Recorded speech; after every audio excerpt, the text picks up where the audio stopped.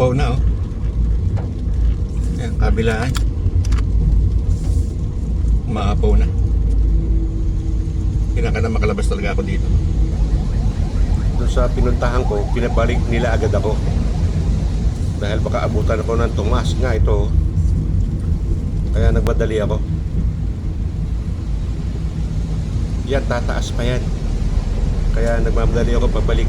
May turo sa aking ibang daan, pero sabi ko, tatry ko na lang to sa dati.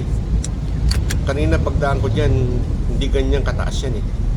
Ang bilis ng pagtaas ng tubig. Tignan nyo oh.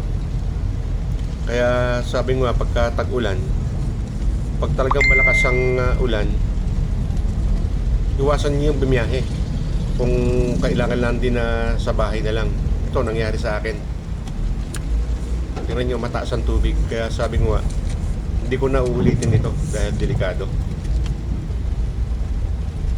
Yan.